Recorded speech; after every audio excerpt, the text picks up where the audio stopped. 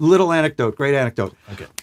My friend Danny Stern, who is a Hollywood actor and has been on all the Home Alone movies, playing against Joe Pesci and the City Slickers. The City Slick, right. Right, he's done Billy Crystal. Yeah. Right, exactly. So Danny and I have been friends since high school. And Danny, because as he gets older, the movie business is not what it was for him in the same way. He's found other wonderful avenues to express his creativity, directing and doing sculpture and all sorts of wonderful stuff.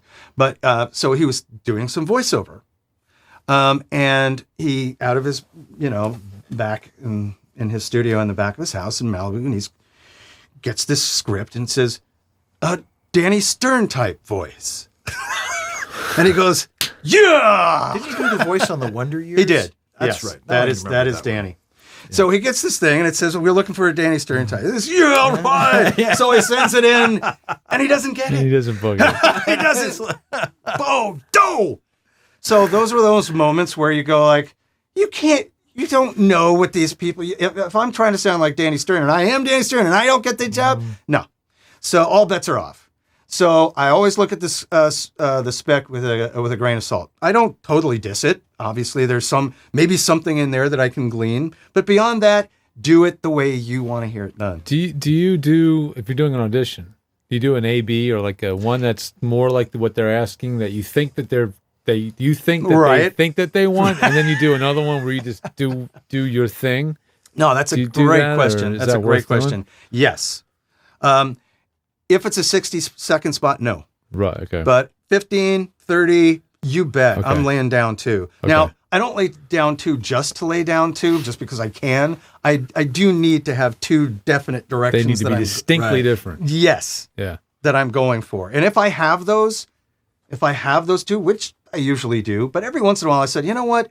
I like this. If they like this, great. If not, I'm not going to be spending my time trying to figure out something else. Mm-hmm. But yeah, lots of times I'll say, oh, you could go this way, you could go that way. Then that's the wonderful thing about commercials. There's no right way. There's a 5, 6, 10 right ways, depending on what you uniquely bring to that spot that maybe they'll say like, whoa, we didn't think of that. Mm.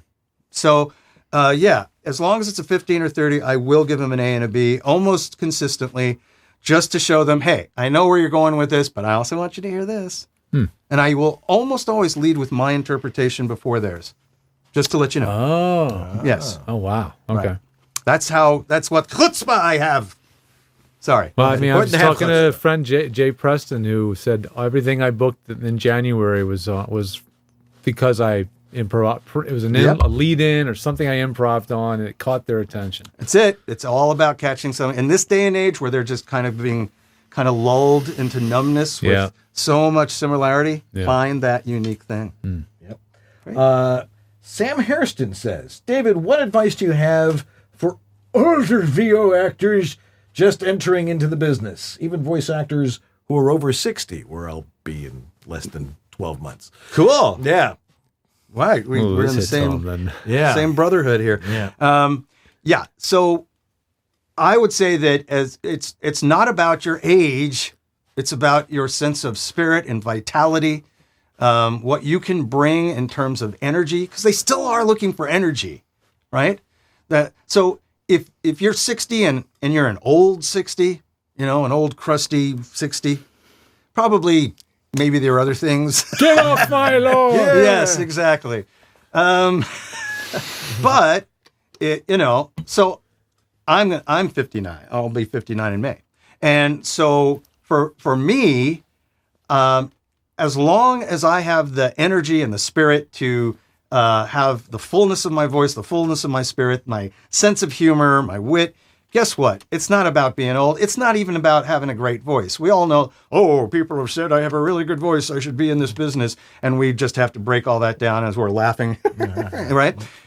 No, it's about your vitality, what you can bring to a script that makes them want to put you against. And as long as you can embody the spirit of whatever that product is, you're going to be fine. Yes, if you have a mature voice, there's plenty of places for that too.